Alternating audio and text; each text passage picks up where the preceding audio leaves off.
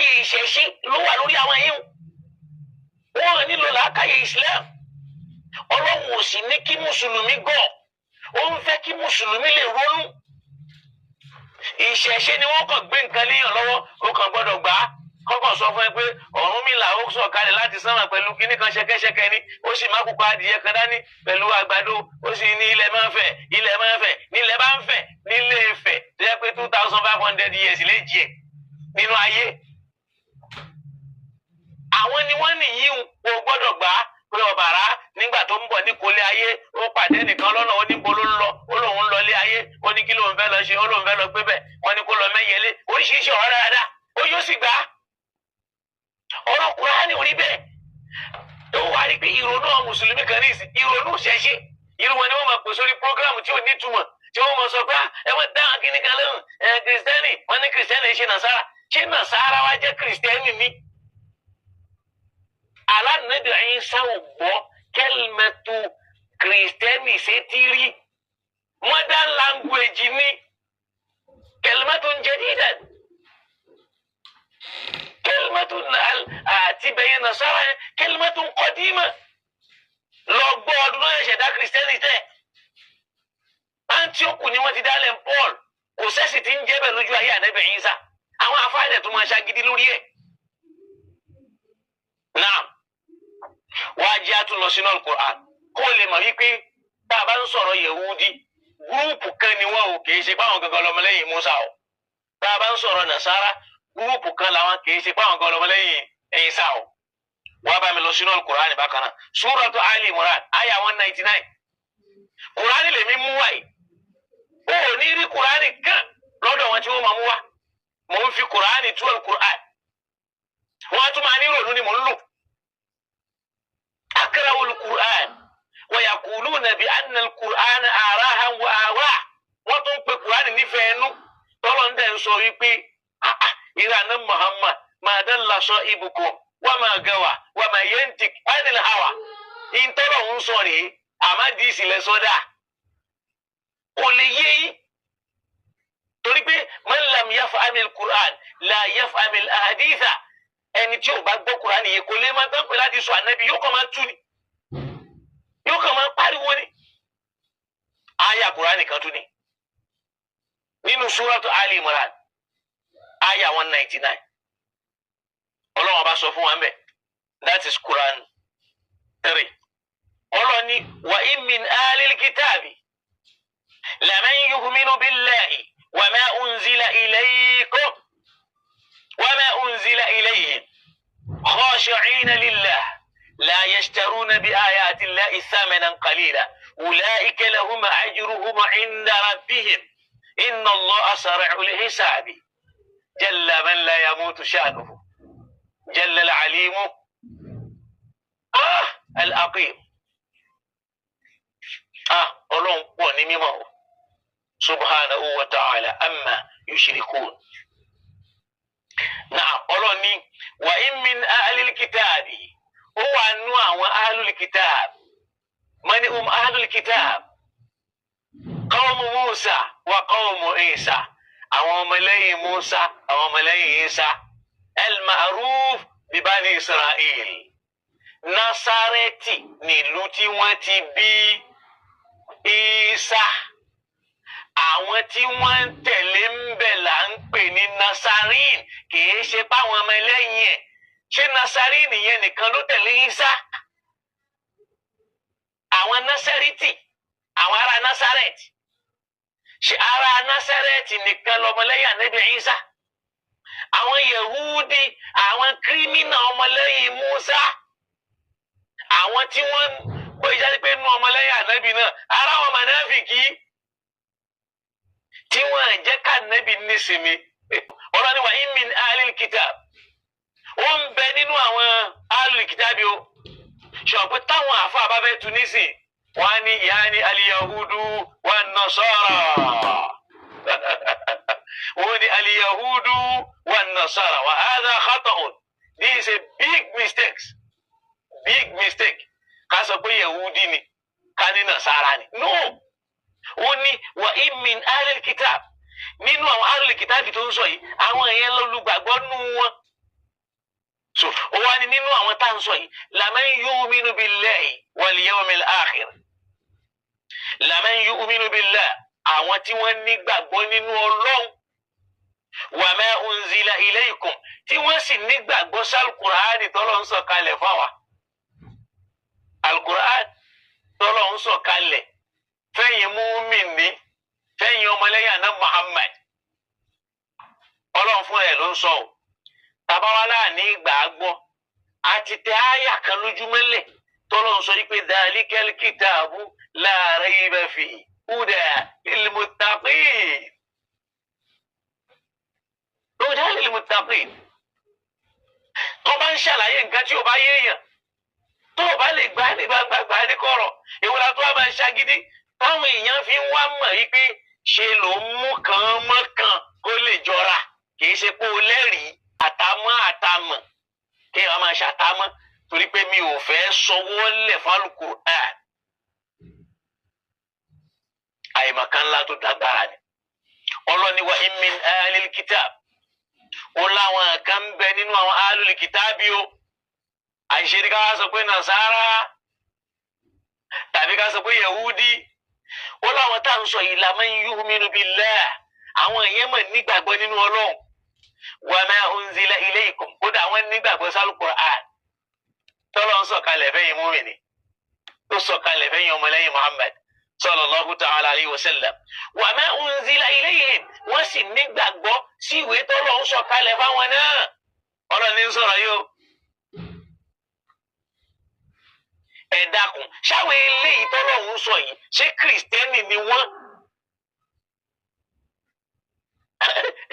Ẹ dákun ṣáwọn eléyìí tọ́lọ́run sọ yìí ṣé kìrìsìtẹ́nì ni wọ́n? Ṣé kìrìsìtẹ́nì ó bá yẹn nígbàgbọ́ náà Kùránì? Àfi tí ó máa wá ẹnu tí ó fi bà Kùránì jẹ́ tí ó máa lálàsì àwọn kìrìsìtẹ́nì tá a ní Nàìjíríà yìí. Tọ́ bá mú bìkan nu Kùránì wọ́n fẹ́ lò ń chọ́ọ̀chì ní fún purposes kì í ṣe pé wọ́n gbàgbọ́ ṣáwọn tí wọ́n ti ẹ̀gbà padà Muhammad òjíṣẹ́ Ọlọ́run àbí tí wọ́n bá ń play politics ṣáwọn tí wọ́n máa sọ wípé ẹni alààyè àbí kí yẹn gbọ́ òkú gbọ́ pé alààyè ni Jésù òkú ni Muhammad ṣáwọn tí wọ́n pe Jésù lọ́lọ́run ṣáwọn yẹn ni ó gba Muhammad gbọ́. Àwọn èèyàn Ọlọ́run wá ń sọ pé lantaru blankeli yahudu wà lánàá nasara sórí yahudi àti nasara onífẹ̀ẹ́ ẹnu làwọn wọn àwa ní yọ́nú sí wa nẹ́bì àtàtàtàbà àmìlẹ́tà ọ̀ àfi tó bá bẹ̀rẹ̀ sí ní tẹ̀léfẹ́ ẹnu wọn tóra wọn kò dárú bẹnu lójú ayé ànábì yẹn náà làwọn eléyìí tí wọ́n jẹ́ mùmínú nasara àbí mùmínú bani israel wa mùmínú ali musa wa mùmínú isa làwọn náà wà tọ́lọ̀ ní wa in min alil kitabi ó ń bẹ nínú àwọn alil kitabi o laman yu'minu billah àwọn tó jásí pé wọ́n nígbàgbọ́ nínú Ọlọ́run wa ma unzila ilaykum wọ́n sì nígbàgbọ́ sí Al-Qur'ani tá a sọ kalẹ̀ fún yín wa ma unzila ilayhim wọ́n nígbàgbọ́ sí tá a sọ kalẹ̀ fáwọn náà tí ń jẹ́wé wọn khashi'ina lillah àwọn tá à ń sọ yìí ní ìpayà Ọlọ́run. Àwọn eléyìí ṣe Yahudi o pé ṣe Nasara o àwọn tá à ń sọ yìí khashi'ina lillah wọ́n ní ìpayà Ọlọ́run nínú ọmọlẹ́yìn Musa nínú ọmọlẹ́yìn Isa. Oni la yashtaruna bi ayati llahi thamanan qalila àwọn eléyìí ò ní ta ọ̀rọ̀ Ọlọ́run dànù nítorí àtijẹ àti mu kọ́ wá bò òtítọ́ mọ́lẹ̀. Kódà lónìí tó o bá ń kọ́ ti bíbélì fẹ́ni tó jẹ́ kìrìsìtẹ́nì tó bá jẹ́ ní tí ò tẹ́ lọ́rùn ni yóò máa sọ nǹkan míì kàmá ẹ̀ṣẹ̀ wà lálùkùránì. Oni la yashtaruna bi ayati llahi thamanan àwọn eléyìí wọ́n à ní ta owó Ọlọ́run ọ̀rọ̀ Ọlọ́run kan wá ta dànù nítorí owó àtijẹ àti mu. Oni ulaika lahum ajruhum inda rabbihim àwọn eléyìí wọ́n gba ẹ̀san wọn lọ́dọ̀ Ọlọ́run ọba wọn lahum ajruhum inda rabbihim ẹ̀san wọn bẹ fún wọn lọ́dọ̀ Ọlọ́run ọba wọn inna Allaha sari'ul hisab tọrọ Ọlọ́run ọba mi o ọba yára ṣiṣẹ́ òde kò sí ìdílé mẹ́ wọ́n á jẹ́ ká wá yanjú ẹ̀ wọ́n á jẹ́ ká wá wo àwọn àlàyé mi tó tún ṣàlàyé àwọn àyà tá a kà yìí nínú Al-Qur'ani bákan náà tó tún lè jẹ́ kó yé wa sí. ṣé ọ̀rọ̀ ìrònú ni mò ń sọ yìí? nígbà kan wọ́n ní ìrònú ṣíà ló lò, nígbà kan wọ́n ní ìrònú rọ́fídọ̀, nígbà kan wọ́n ní ìrònú mọ̀tásílà, nígbà kan wọ́n ní ìrònú àwọn ìgbìlẹ̀ tí ń gbé náà wọ́n pè wọ́n lórúkọ kan àwọn fìlọ́sọ́fà. ń gbò ya wọ́n ní ìrònú àwọn kan tó wà nínú ayé ni àwọn orientalist. àmọ́ kó tẹ̀ nǹkan bí wọ́n máa sọ oríṣi ó tiẹ̀ ti wá sí mi nísìnyí. náà tá a bá lọ sínú Suratul Qasas tó tún lè ṣe àlàyé àwọn àyà tá a mú wáyé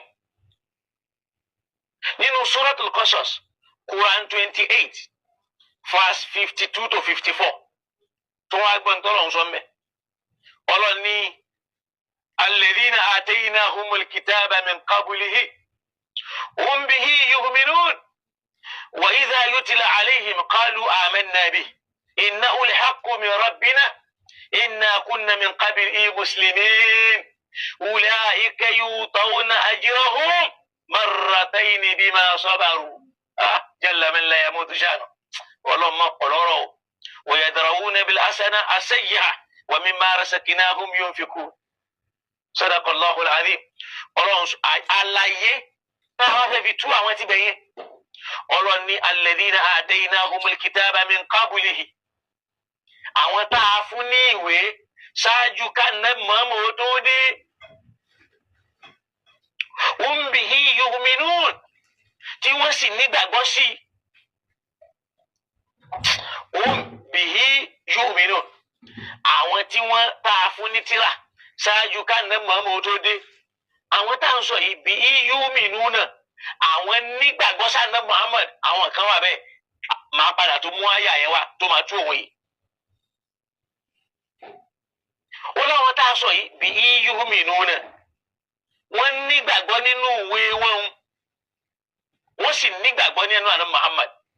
wọ́n ní idha yutla alayhim tí wọ́n bá ka nǹkan fún wọn nínú Al-Qur'an yẹn tí wọ́n bá ka nǹkan fún wọn nínú Al-Qur'an tá a fún Muhammad yẹn qalu amanna bihi ìyìn tí wọ́n sọ ni pé àwa ti gbàgbọ́ innahul haqqu òdodo ní wí.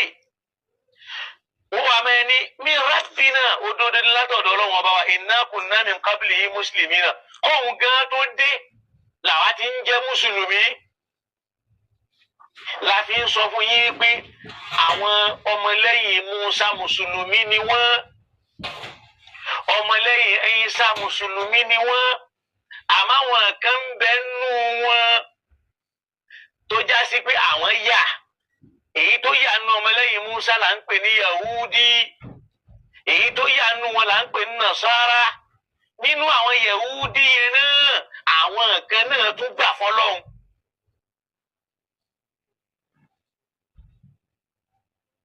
torí pé Ọlọ́run bá lè dì sọ innal ladhina amanu wal ladhina hadu was-sabiina wal nasara wal majus man amana billahi minhum wal yawmil akhir yẹn náà tó wà.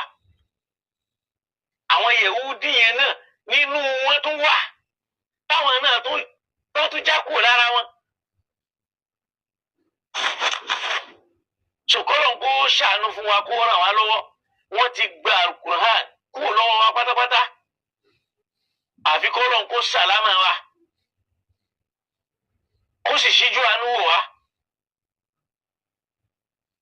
kó ràn wá lọ́wọ́ kó mọ̀ ìyá bàbá ìdọ́dọ̀ Ọlọ́run tó Al-Qur'an ò sí lọ́wọ́ wa mọ́. Ọlọ́run wá ń sọ èyí tí mo fẹ́ mú wá yẹn mò ń sọ lọ pé alladhina ataynahumul kitab àwọn tá a fún ní tírà ìyẹn ni pé àwọn ọmọlẹ́yìn ànábì Musa àtàwọn ọmọlẹ́yìn ànábì Isa tá a fún ní tírà yẹn. ó ní yu'minuna min qabli ìṣúwájú tàná Muhammad hum bihi yu'minun àwọn gẹ́gẹ́ nígbàgbọ́ sànàbí èyí tí ò bá nígbàgbọ́ yẹn àwọn yẹn ni wọ́n jáde kúrò nínú ẹ̀yìn ọmọlẹ́yìn Isa. ó láwọn tá à ń sọ yìí idha yutla alayhim tẹ́ bá ka Kùránì fún wọn. ntí o máa jẹ́ ẹni pé amanna bihi innahu al-haqqu min rabbina a nígbàgbọ́ sí òdodo ni látọ̀dọ̀ Ọlọ́run ọba wa.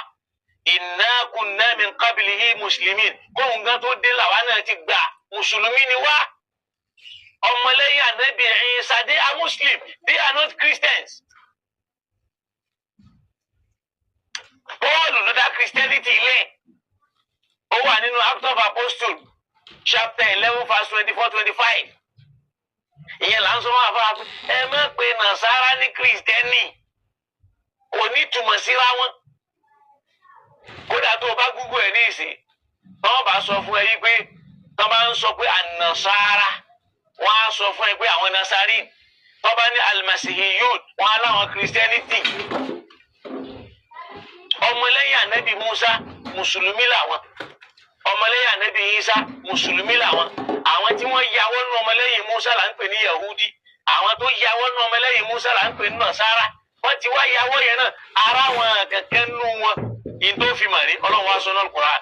Kódà tó o bá Google ẹ̀ ní ìsìn, tọ́ bá sọ fún ẹ yí pé tọ́ bá ń sọ pé ànàsára, wọ́n á sọ fún ẹ pé àwọn Nasari. Tọ́ bá ní Almasihiyun, wọ́n á láwọn Christianity. Ọmọlẹ́yìn Ànábì Musa, Mùsùlùmí làwọn. Ọmọlẹ́yìn Ànábì Ìsá, Mùsùlùmí làwọn. Àwọn tí wọ́n yàwọ́ nínú ọmọlẹ́yìn Musa là ń pè ní Yahudi. Àwọn tó yàwọ́ nínú ọmọlẹ́yìn Musa là ń pè ní Nasara. Wọ́n ti wá yàwọ́ yẹn náà, ara wọn kẹ̀kẹ́ nú wọn. In tó fi mọ̀ rí, Ọlọ́run wá sọ náà Al-Qur'an. Tó bá wọnú Suratul Hajj àyà 17, Ọlọ́run innal ladhina amanu, àwọn tí wọ́n nígbàgbọ́ nínú Ọlọ́run, tí wọ́n jẹ́ ọmọlẹ́yìn àná Muhammad, tí wọ́n gbà Nábì gbọ́. Wal ladhina hadu, àtàwọn tí wọ́n pera wọn Yahudi. Wasabihin, àtàwọn Sabians. Wan Nasara, àtàwọn ará Nasari. Àwọn ará Nasari, Nasareti, àwọn gúrùpù kan Nasareti là ń pè ní Nasara. Wal Majus, àtàwọn Majusi. Wal ladhina ashraku, àtàwọn tí wọ́n ń bọgi bọ́pẹ̀. Ọlọ́run inna Allah yafsilu baynahum yawm al-qiyamah. Ọlọ́run ọba ó ṣe ìdájọ́ láàrin wọn lọ́jọ́ al-qiyamah. Inna Allah ala kulli shay'in shahidun. Torí pé Ọlọ́run lọ́ba tó já sí pé ojú ẹ̀ tó gbogbo nǹkan. Níbòmí Ọlọ́run tó sọ pé man amana billahi wal yawmil akhir, ẹni tó bá nígbàgbọ́ nú Ọlọ́run àtọjọ́ kẹyìn nú wọn. So ìyẹn náà tún wà bẹ́ẹ̀. So Ọlọ́run fún rẹ̀ ó yẹ̀nà náà gbogbo ẹ̀ torí pé Ọlọ́run yẹn lọ́ba tálà yéé jùlọ.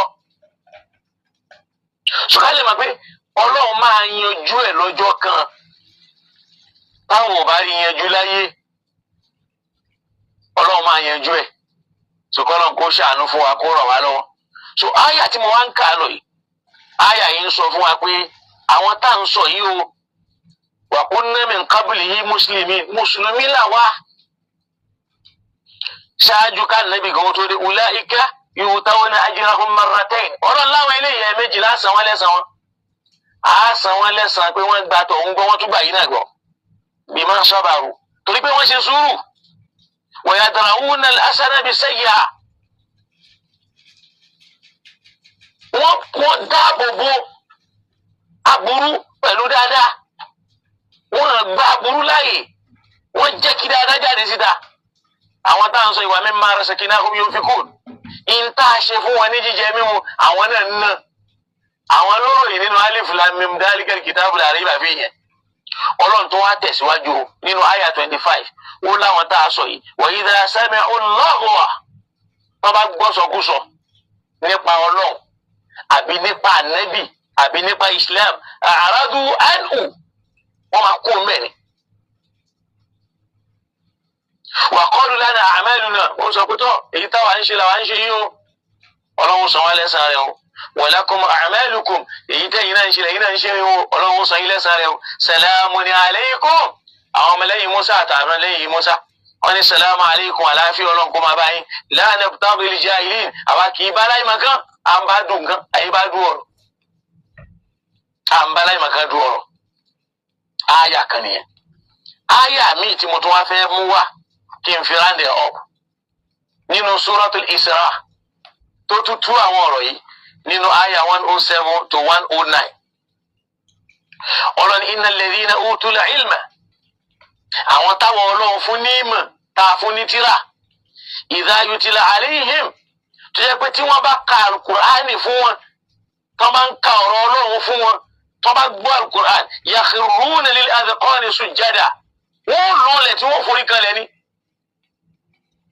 àwọn eléyìí wọ́n wọlé fọlọ́n pátápátá wọ́n jura àwọn ẹlẹ́ wa yaquluna subhana rabbina wọ́n mọ̀ ní mímọ́ Ọlọ́run ọba wa o in kana wa'du rabbina la maf'ula torí pé àdéhùn Ọlọ́run ò ní ṣe kó má mú ṣẹ o wa yakhruna lil adqani yabkun ẹkún ni wọ́n máa sun wa yaziduhum khushu'a ìbẹ̀rù Ọlọ́run ọba wọn yóò sì máa lékún sí ìta àfẹ́ kó yé wa rí Nasara yìí ṣe Kristẹni Nasara làwọn ará Nazareth ìbéèrè tí wọ́n fẹ́ béèrè lọ́dọ̀ àwọn tí wọ́n sọ pé Nasara ni Kristẹni ṣé ọmọ Nàìjíríà ọmọ Nazareth ni ṣé ọmọ ilẹ̀ Yorùbá ọmọ Nazareth ni àbí tá a bá ń sọ pé al-Islam orúkọ ẹ̀sìn Ọlọ́run tá a bá ní al-Muslimun gbogbo ẹni tó wà láyé tó bá ti gbà fún ànábì Ọlọ́run tó gbà fún ànábì ní mùsùlùmí kì í ṣe lárúbáwá ní jẹ́ bẹ́ẹ̀ tọ́lọ̀ ń bá fẹ́ sọ àwọn oníwà qalatil a'rabu àwọn lárúbáwá sọ pé kéèyàn máa categorize pé àwọn Arabs kó máa categorize wọn as a Muslim ọmọlẹ́yìn ànábì bẹ́ẹ̀ náà ni Nasara ṣe rí Nasareti ìwọ náà tó ń tú tó ní Nasara Kristẹni àní Nasara An-Nasira An-Nasari Nasira Nazareth ìlú tó bí Jésù sí àwọn gúrùpù kan tó ń tẹ̀lé Jésù ń bẹ là ń pè ní Nasariyun àwọn ọmọ Nazareti nítorí pé wọ́n ń pè Jesus of Nazareth Al-Masihu Isa An-Nasari ṣe ìtumọ̀ Christianity ní Nasara ẹ̀yin àfọwọ́ ní mímọ́ Nazareti ìlú ṣáwọn ará ṣe ok ìbéèrè wa ni pé ìjẹ́lòmíì tó bá gbà fún ànábì Isa ará Nazareti lòun ló tún máa jẹ́ tó láwọn ìlú míì náà wà ń bẹ̀ tí ìṣèlú ẹyọ kan lóṣù ṣe Nazareti kan ní Banu Israila wà ìyẹn fi hàn yí pé àmọ́ ń tà ń ṣe àríyá wà ń bẹ̀ Gọ́zà wà ń bẹ̀ Kìlíìlì wà ń bẹ̀ táwọn náà ń jẹ́ ìlú Nazareth ìlú kan ní ń jẹ́ bẹ́ẹ̀ àwọn gúrùpù kan tó wá nílùú yẹn ọmọ ìlú yẹn là ń pè ní Nasariyun ọmọ Nazareth Nasariyun àwọn ọmọ Nazareth nígbà tá a bá pè yẹn ní Nàìjíríyun ọmọ Nàìjíríà Nàìjíríyun àwọn ọmọ Nàìjíríà irú yẹn náà ni ọpọlọ táwọn oníṣẹ̀ṣe ń lò gbogbo ẹni tó bá ti jẹ́ Yorùbá ó gbọ́dọ̀ jẹ́ ìṣẹ̀ṣíans ọlọ́mọ sì jẹ́ kí ìṣẹ̀ṣẹ̀ wa Yorùbá ń ta bàbá yín lọ́pọ̀ ọmọ àlè nìyí ìrònú ìṣẹ̀ṣe ni so nígbà tó bá ń pè Nasara ìwọ fún ẹwà kí là ń pè ní Nasarat ìlú ibi tó bí Jésù sí àwọn gúrùpù kan àwọn tó tẹ̀lé ń bẹ̀ làwọn ń jẹ́ Nazareth là ń pè ní Nasara àwọn ìyẹn ni wọ́n fẹ́ fálù ọmọ wọn ju bọ́lọ́hun ti gbé e lọ kì í ṣorúkọ ọmọ lẹ́yìn ẹ̀ lọ́nà bá ní wà kọ́ láti Nasara wà kọ́ láti Yehud àwọn tí wọ́n jẹ́ aláṣejù nínú ọmọlẹ́yìn Musa àtàwọn aláṣejù nínú ọmọlẹ́yìn Isa lẹ́nà bá ní wà kọ́ láti Nasara laysat al-yahudu ala shay'in wa qalat al-yahudu laysat an-nasara ala shay'in àmọ́ lẹ́ni tá a bá fẹ́ sọ̀rọ̀ tọ́lọ́ bá ti sọ pé alul kitab ṣe la máa rí fáà sí Nasara àyẹ̀wúdí àní rí fáà sọmọlẹ́yìn gangan ṣẹ́ni bọ́lọ̀ kó síjú àánú wa kó ràn wá lọ ọlọ́run jẹ́ ó yé wa o ọlọ́run jẹ́ ó tètè yé wa o tó lára àwọn àkóbá tá à ń ṣe fún ìsìláàmù rèé àwọn ní Nasara ọmọlẹ́yìn Jésù Yahudi ọmọlẹ́yìn rárá o àwọn Nasara làwọn àdàmẹ̀dì ọmọlẹ́yìn Isa tó fẹ́ dà nǹkan rú mọ́ Isa lọ́wọ́ síbẹ̀síbẹ̀ náà nínú wọn náà tó padà Al-Qur'ani sọ fún wa pé falamma ahassa Isa minhumul kufra nígbà tánábì Isa fura mọ̀ páwọn eléyìí ìwà kèfèrí ti wà lẹ́mìí àwọn ará Násárẹ́tì ni Musa bi wọ́n léèrè wípé man ansari ila Allah ta ló fẹ́ ṣe tọ́lọ́hun gangan nù yín. Qala al-hawariyun làwọn tí wọ́n jẹ́ ìwàríyún làwọn sọ yìí pé nahnu ansarullah àwa ti rẹ́ẹ̀dì láti ṣe tọ́lọ́hun. Ọlọ́ni fa amanati ta'ifatun àwọn yẹn gbà fọ́lọ́hun wa kafarati ta'ifa àwọn Násárẹ́tì yẹn làwọn kọ̀. Báwọn ṣe bá káfíìrì lọ nìyẹn tàbá fẹ́ sọ̀rọ̀ ní àwọn tọ́lọ́mọ ní yá ahlal kitabi àní Yahudi àti Nasara ní ń wí. Rárá o, Yahudi làwọn àdàmẹ̀dì ọmọlẹ́yìn Musa tán yàwọ́. Nasara làwọn ará Násárẹ́tì tán yàwọ́ ọmọ Isa lọ́wọ́ kì í ṣe pé orúkọ ìjọ ẹ̀. Àìmọ̀kan ńlá ni kéèyàn máa fi Nasara kó máa fi tú Kìrìsìtẹ́nì orúkọ ìlú kan tí orúkọ ẹ̀sìn ni. Nazareth, Nazariyun, people of Nazareth. Àwọn gúrùpù kan yẹ pé ọmọ Nazareth làwọn lọ́lọ́run sọ ń bẹ̀. Àwọn gúrùpù kan ní Yahudi. Lọ́lọ́run fi sọ pé kul ya ayyuhal ladhina hadu bá mi sọ fún wọn tó ń pera wọn ní Yahudi yìí. In za'amtum annakum awliya'u lillahi min duni nas. Tẹ́ ẹ bá lérò wípé ẹ̀yin nìkan lẹ́ni Ọlọ́run kò sẹ́ni Ọlọ́run mọ́ báwo eléyìí náà ṣe ń dá pera wọn lẹ́ni Ọlọ́run yìí. Torí ideology Yahudi ti ń bẹ lọ́dọ̀ wọn. Ọlọ́run ní fatamannaw al-mauta ó yẹ ẹ wá kú kẹ́ẹ̀kú ẹ bọ́ sẹ́nu tírélà. Ṣèbẹ́ ti rí kọ́kọ́rọ́ àlìjẹ́nnà ẹ ti mẹni tí ó wọ̀ náà ẹ̀yin nìkan ní fírkọ́tù Nàìjíríà ẹ̀yin nìkan lẹ́ bá wà àlìjẹ́nnà ọlọ́run kul ya ayyuhal ladhina hadu ẹ̀yin tẹ́ ń pe àpè máramárá yín gbẹ̀yìn ní Yahudi yẹn ẹ̀yin lẹ dá. In za'amtum annakum awliya'u lillahi min duni nas tó yẹ pé lóòótọ́ ló dá yín lójú pé ẹ̀yin gangan lẹ ní Ọlọ́run yàtọ̀ sáwọn tó kù. Fatamannaw al-mauta ẹ lọ bọ́ sẹ́nu tírélà ẹ rí ibi tí wọ́n dáná lẹ̀ ẹ lọ kó sínú ẹ̀ ó yẹ ẹ bọ́ sórí tẹ́mílábìrì ẹ lọ já sódò. In kuntum sadiqin tó bá jó lódodo ní yín lóòótọ́ pẹ́yìn lẹ dá àjòkò sẹ́lómi tó dá. Tamannaw al-maut in kuntum sadiqin ọ̀rọ̀ ni walan yatamannawnahu àwọn gan ò ní gbìyànjú ẹ̀ abadan láyéláyé wọn àfẹ́ kú. Ó ní bima qaddamati aydihim torí aburú tí wọ́n ti fọwọ́ ṣe kalẹ̀ àwọn gan ò ní fẹ́ kú.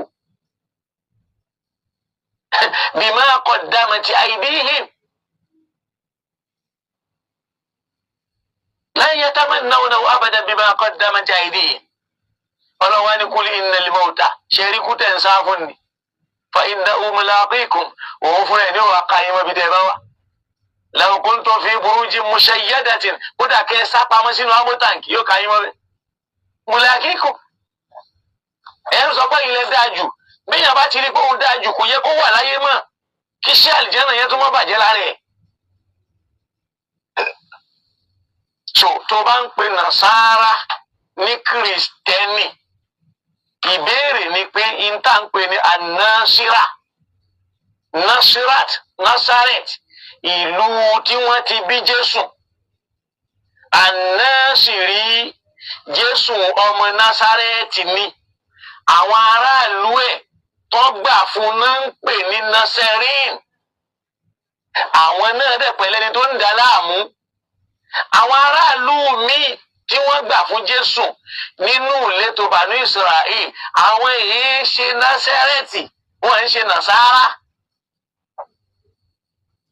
ní Nàsárà ò fi lè jẹ́ Kìrìsìtẹ́nì torí pé àwọn alárúbáwá al-Arabu ni wọ́n á sì ní pé àwa mùsùlùmí ní al-Arabu nítorí pé a gba Islam lọ́nà fi máa ń yànnà náà yóò ní yá ayyuhal ladhina amanu mo pè yín tẹ́ nígbàgbọ́ nínú Ọlọ́run kò ní sọ pé yá ayyuhal a'rabu tó bá fẹ́ sọ̀rọ̀ tiwọn yóò sọ̀rọ̀ wọn ní al-a'rabu ashaddu kufran wa nifaqa wa ajdaru an la ya'lamu hudud Allah. wa qalat al-a'rabu amanna káwá sọ pé àwọn àlẹ́ aráàbù yẹn àwọn àgbẹ̀ orúkọ yẹn lé wa lórí torí pé ànábì ti jẹ́ aráàbù. That is total of ignorance. Ignorance.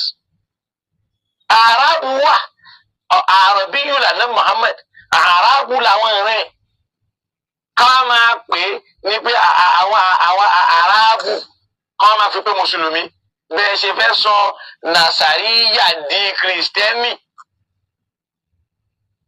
Àwọn yẹn yàwó lọ́lọ́run ṣe ń lórúkọ ìlú wọn fi pè wọ́n sì níye.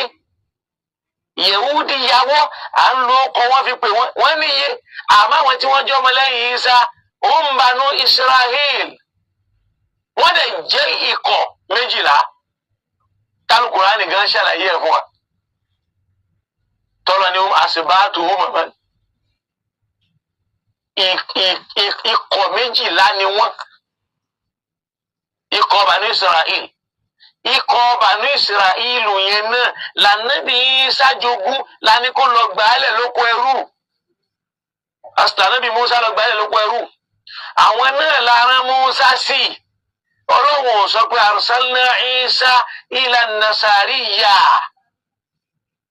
Mo mọ̀ kó tó bá tó di lọ́la. Torí bàbá onímọ̀. Àgbáyé yóò tó bọ́ta yóò tó rant. Ó sì tún rí àwọn Egyptians brain. Àwọn Egyptians fil aql wa fi tafakkur. Àwọn ìrònú ṣẹ̀ṣẹ̀ tí wọ́n máa sọ̀rọ̀ oríṣiríṣi. Láwọn ọ̀rọ̀ tí ò dá. Ọlọ́run. Allahumma ahdina fi man adait. Wa tawallana fi man tawallait. Wa tawaffana fi man tawaffait. فإنه لا يعز من آديت ولا يذل من واليت. اللهم قم معنا شفيقا ورحيما وانصر الإسلام وكل المسلمين وانصر من نصر الإسلام يا رب العالمين إنك عفو كريم تحب العفو فاعف عنا. يوم يامي الله بامي شجوانوي مو شادوا فم بابا مدير المركز أدام الله آياته ودولته لنا بالعافية والسلامة إلى يوم الدين. اللهم يا من شفيت أيوب وكشفت در يعقوب اشف كل مريض يتعلم ولا يتكلم. اللهم إنا نسألك الشفاء لشيخنا حبيب الله آدم عبد الإلوري ولكل روح عجزت عن النوم بسبب المرض رب أرح ثم عري ثم اشفي كل نفس لا يعلم بوجهها إلا أنت إنك على كل شيء قدير. لقد جاءكم لإلاف إن أعطينا فأطع. Ìmọ̀ yẹn pọ̀ púpọ̀ kò kéré alákùnlé fani lọ́ba ni ó jẹ́. Ó tó wá ní ìyànràn wípé àṣẹ ìhùwà àdàmú ló kọ́ wa ní kéwù. Ẹyẹ yọ wá pàrọ́mù náà bà ní Ádámọ̀. Alágége máa kú iṣẹ́ tó sọ mí máa dọ̀la. Lábàbẹ̀ tó sọ mí mọ̀ di ẹ̀kọ́ àgbàkọ́rọ̀. Alágége máa kú iṣẹ́ tó sọ mí máa dọ̀la. Iṣẹ́ mi ṣe ìkùnà Ádámọ̀ wúlò fún ẹ̀dá aráyé. Wọ́n tàn mọ́ lẹ́sẹ̀ẹ́sì pẹ̀lú ìmọ̀ tó bá fún wọn fààyè ayé.